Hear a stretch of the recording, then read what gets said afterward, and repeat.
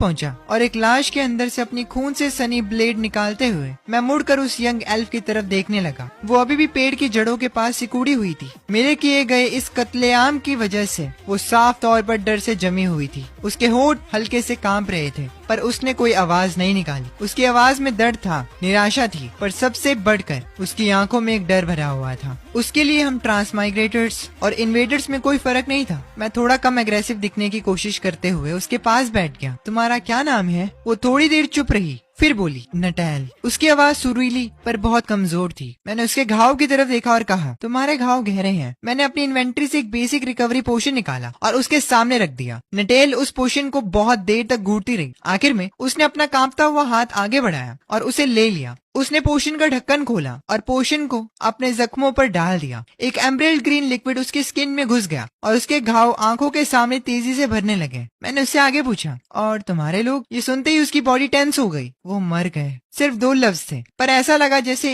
इन शब्दों ने उसकी सारी ताकत छीन ली हो। मेरी माँ पिछले ट्रायल्स की वेव के दौरान एक बैटल में मारी गई और बाकी लोग 3 दिन पहले इन्वेडर्स के हाथों मारे गए। उसने मेरी तरफ देखा और आगे बोलने से पहले थोड़ा हेजिटेट किया। इन्वेडर्स ने सबको मार दिया। पूरी एमराल्ड फॉरेस्ट ड्राइव में अब सिर्फ मैं बची हूँ। एल्व्स खत्म होने का सामना कर रहे हैं। नटाइल की ये बात सुनने के बाद मुझे याद आया कि मेरी पास्ट लाइफ की यादों के मुताबिक मुझे सेकंड राउंड के ट्रायल्स में कभी कोई एल्फ सर्वाइवर नहीं मिला था। इसका मतलब था कि ओरिजिनल टाइमलाइन में नटाइल शायद अब तक मर चुकी होती, पर ना जाने क्यों उसे इतनी जिद से अपने होंठ चबाते हुए देखकर मुझे अपने अंदर एक अजीब सी हलचल महसूस हुई। 1000 जन्मों में मैंने इतनी मौत और निराशा देखी थी कि मेरा दिल अब लोहे जैसा ठंडा हो चुका था। पर इस पल अपना सब कुछ खो चुकी इस यंग एल्फ को देखकर मुझे लग रहा था कि ये बिल्कुल मेरे जैसी ही है, जैसा मैं किसी वक्त हुआ करता था।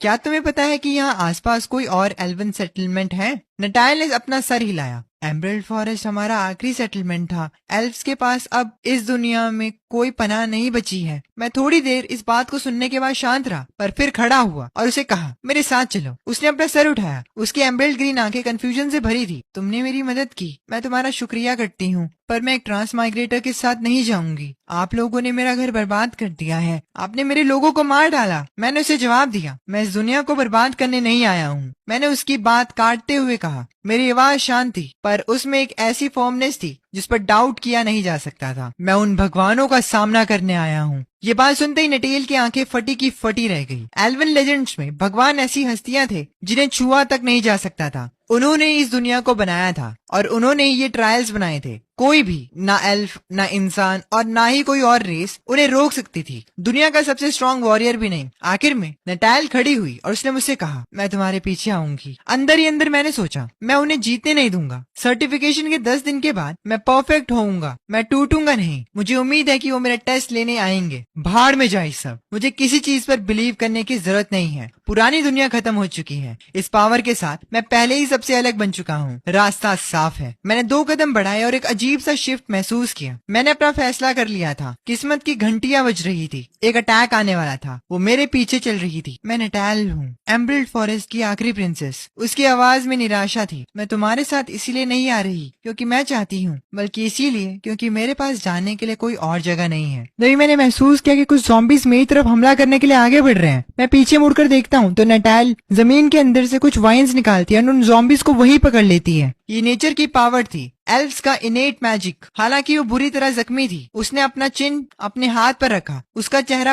पेपर की तरह सफेद पड़ चुका था। The wall. मैंने और कुछ नहीं कहा। मैं मुड़ा और बाकी बचे गॉब्लिन्स का पूरी तरह सफाया कर दिया। मैंने चुन चुनकर एक एक को मार गिराया। ठीक तभी मेरी ट्रैकिंग स्किल्स ने एक वार्निंग फ्लैश की। कोई आसपास था। मेरी आंखें तुरंत ठंडी पड़ गई। मैंने नटाइल से कहा, मेरा यहाँ इंतजार करो, हिलना मत। नटाइल ने पूछा, तुम कहाँ जा रहे हो? मैंने जवाब दिया, कुछ अधूरे काम पूरे करने। रास्ते में आगे चलते हुए मैं ईथन मिलर के बारे में सोचता हूँ।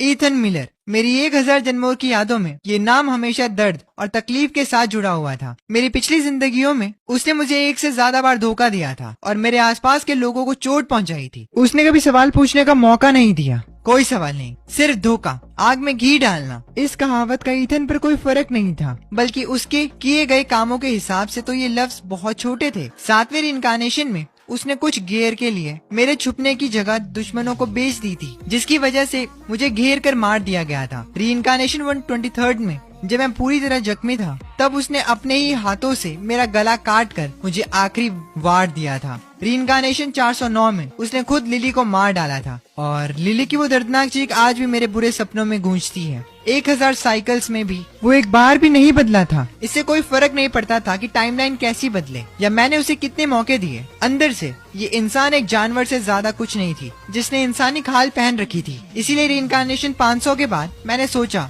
और झिझकना छोड़ दिया था। हर जन्म में जब भी मैं ईथन से मिलता बिना किसी एक्सेप्शन के मैं उसे बेरहमी से मार देता। जंगल की गहराइयों में एक चेस चल रहा था। कुछ लोग माया नाम की एक लड़की के पीछे पड़े थे। माया की लेफ्ट टांग एक धारदार ब्लेड से काट दी गई थी और उसकी हड्डी बाहर दिख रही थी। खून से उसकी आधी पैंट्स भीग चुकी थी। वो एक बड़े पेड़ के पीछे टिकी हुई थी। उसका चेहरा सफेद पड़ गया था और होंठ खून की कमी से नीले हो गए थे। उसका प्रोटेक्टर उसके सामने एक टूटी हुई तलवार लिए खड़ा था जिसकी धार खराब हो चुकी थी, पर उसकी नजरों में पीछे हटने का कोई नामो निशान नहीं था। उनके सामने ईथन अपने 6 सबऑर्डिनेट्स के साथ खड़ा था। मैं अभी भी तुम्हारी जान बख्श सकता हूँ स्वीट हार्ट, तुम अच्छी लग रही हो। अगर तुम हमारे साथ जुड़ जाओ तो मैं गारंटी देता हूँ कि तुम्हें यहाँ अच्छा खाना पीना मिलेगा। चुप कर। प्रोटेक्टर की आवाज बर्फ जैसी ठंडी थी। ईथन ने उससे कहा, वाह कितने टफ लग रहे हो। फिर ईथन ने अपना सर टेढ़ा किया। उसकी आंखों में एक जालिम चमक थी। तो चलो पहले इस सख्त हड्डी को तोड़ते हैं, देखते हैं ये कितनी सख्त रहती है। पकड़ो उसे। ईथन के 6 सबऑर्डिनेट्स ने एक साथ हमला किया। प्रोटेक्टर कमजोर नहीं था। उस टूटी हुई तलवार से पहले 2 को रोक लिया उसने, पर ईथन के तीसरे आदमी का भाला उसके कंधे के आर पार हो गया। चौथे की आयरन बार उसकी पीठ पर जोर से पड़ी। वो अपने घुटनों पर गिर गया, पर बिना पूरी तरह गिरे उसने अपने दांत पीस लिए। ईथन धीरे धीरे उसके पास आया, उसे नीचे देखते हुए।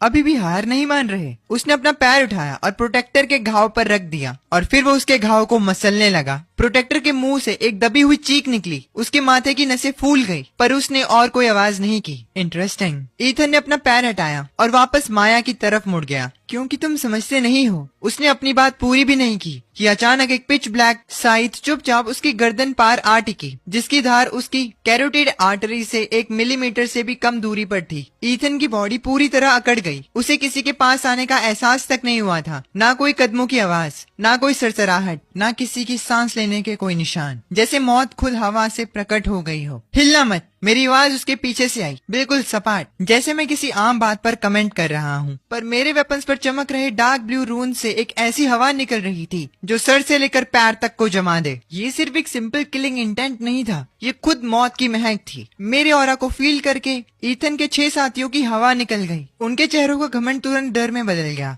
उन्होंने वो साइट पहचान ली थी। पहले ट्रायल में सबने उस वेपन के बारे में सुना था, द साइट। एक साथी की आवाज कांप रही थी। ईथन का गला सूख रहा था। ठंडा पसीना उसके माथे से फिसलता हुआ साइट की ब्लेड पर गिरा और एक हल्की सी आवाज आई जैसे कुछ जल रहा हो। भाई, ईथन ने जबरदस्ती स्माइल करते हुए कहा। उसकी आवाज अचानक से सेड्यूसिंग हो गई। चलो आराम से बात करते हैं, हमारे बीच कोई। मैंने तुरंत जवाब दिया, मेरा तुम्हारे साथ जो बदला है वो इतना बड़ा है कि तुम इस जिंदगी में तो उसे चुका नहीं पाओगे। ये सुनकर ईथन की आंखें डर से बड़ी हो गई। तुम्हारा क्या मतलब है? क्या हम पहले से एक दूसरे को जानते हैं? मैंने उसे जवाब दिया, तुम्हें सिर्फ एक बात जानने की जरूरत है। मैंने साइड पीछे खींचते हुए और एक कदम पीछे हटाते हुए कहा। ईथन को लगा कि मैंने उसे छोड़ दिया है। उसकी बॉडी ने डिस्टेंस बनाने के लिए इंस्टिंक्टिवली पीछे की तरफ छलांग लगाई, पर वो आधा कदम भी नहीं चल पाया। जब उसने नीचे देखा तो उसे पता चला कि उसका राइट हैंड गायब हो चुका है। कट इतना स्मूथ था जैसे कोई शीशा हो। अभी खून निकलने का टाइम भी नहीं मिला था। आज तुम मरोगे, मैंने कहा। जैसे ही उसके हाथ से पिचकारी की तरह खून निकलना शुरू हुआ, ईथन चीखते हुए पीछे हटा। अपने लेफ्ट हाथ की 5 उंगलियों से अपने कटे हुए हिस्से को पकड़े हुए उसके 6 साथियों ने आखिर में रिएक्ट किया। उन्होंने इंस्टिंक्टिवली अपने वेपन्स उठाए, पर मेरी आंखों में उनके मूवमेंट किसी फ्रीज हुई इमेज की तरह स्लो थे। आई ऑफ डेथ चमक उठी। उन 6 लोगों की वीक पॉइंट साफ साफ दिख रही थी। दिल,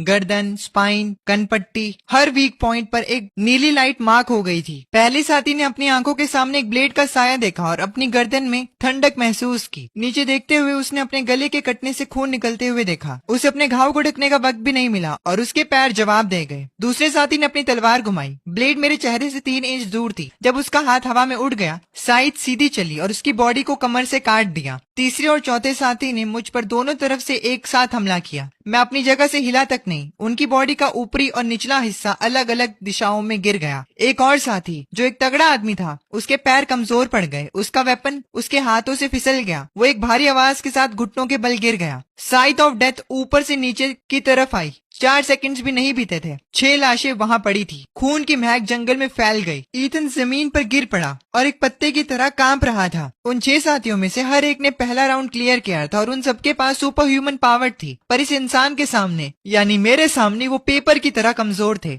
ईथन को आखिरकार एक सच्चाई समझ आ गई। ये इंसान जो उसके सामने खड़ा था वो उसकी दुनिया का नहीं था। तुम मुझे नहीं मार सकते, वो चीखा। उसके चेहरे पर दिखने वाला घमंड और क्रूरता पूरी तरह गायब हो चुका था और उसकी जगह नंगे डर और जिंदा बचने की चाहने ले ली थी। पॉपुलेशन कम करने से मिशन पूरा करने के स्लॉट्स कम हो जाएंगे, मुझे मारने से तुम्हें कोई फायदा नहीं होगा। उसके ये कहने के बावजूद भी मैं धीरे धीरे उसकी तरफ बढ़ा। मेरे हर कदम के साथ ईथन एक कदम पीछे हट रहा था। आखिर में उसकी पीठ एक बड़े पेड़ से टकराई। उसके पास अब भागने का कोई रास्ता नहीं था। मैं भीख मांगता हूँ। उसकी आवाज एक दबे हुए चूहे की तरह निकल रही थी। उसकी गर्दन से एक अजीब सी आवाज निकली, मैं तुम्हारे लिए काम कर सकता हूँ, मेरे पास इन्फॉर्मेशन है, मुझे बहुत से लोगों के राज पता है, मैं कर सकता हूँ। मैंने उससे पूछा, तुम कर सकते हो क्या? मैं उसके बिल्कुल सामने रुक गया और उसे नीचे घूर कर देख रहा था। आई ऑफ डेथ में एलिना की लाइफ ट्रैजेक्टरी एक झिलमिलाती आग की तरह थी, कमजोर और दैन्य, जो किसी भी पल बुझने वाली थी। तुम कर सकते हो। 7वें जन्म में मेरे छुपने की जगह किसी को बता सकते हो। 123वें जन्म में मेरा गला काट सकते हो, या 409वें जन्म में मुझे धोखा दे सकते हो। मैं उसके सामने अपने घुटनों के बल बैठा और साइड की नोक उसकी चिन पर टिका दी।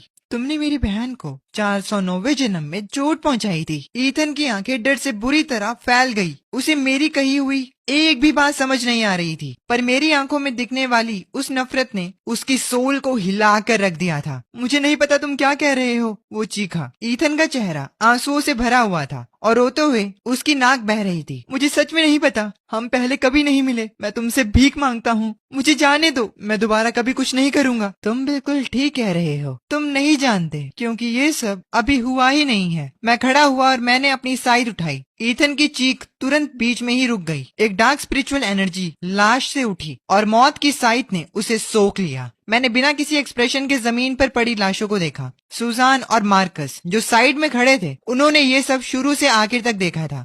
कंफ्यूज मत होना, मैंने इन्हें ही माया और प्रोटेक्टर कहा है। सुजान जो थी वो माया थी और प्रोटेक्टर जो था वो जो दो भी लड़का है, जो भी नाम है इसका, वो था। ठीक है। सुजान का चेहरा पीला पड़ गया। वो किसी तरह आती हुई उल्टी को रोकने की कोशिश कर रही थी, बिना किसी इमोशन के। मेरे उस कत्लेआम का तरीका ऐसा था जैसे किसी ने बस कुछ चींटियों को मसल दिया हो। मार्कस ने डरते हुए थूक निकला। दोनों ने अलायंस बनाई, अपने धनुष उठाए और मेरा शुक्रिया अदा किया, पर वो सिर्फ एक पल के लिए था। उन्होंने मुझसे ठीक ठाक दूरी बनाए रखी। मेरी जान बचाने के लिए आपका शुक्रिया। मैं वापस अपनी उस जगह पर चला गया। वो वहाँ थी, अभी भी एक पेड़ से टिकी हुई, मेरा इंतजार कर रही थी। जब उसने मुझे देखा तो उसकी एमरल्ड ग्रीन आंखें थोड़ी सी चमक गई, पर फिर उसकी नजर मुझ पर रुक गई। सही मायनों में कहूँ तो मेरे कपड़ों पर, मेरे हाथों पर और मेरे चेहरे पर लगे उन डार्क ब्लड स्टेन्स पर उसकी नजरें टिकी रही। उसने मुझसे कहा, तुम खून से सने हो। मैंने उसे जवाब दिया, ये मेरा नहीं है। उसने बोला, मुझे पता है तुम्हारा नहीं है। वो रुकी। उसकी एमरल्ड ग्रीन आंखें मुझे शांति से देख रही थी। तुमने 7 लोगों को मारा। कुछ सेकंड्स का साइलेंस रहा। वो इसी के लायक थे।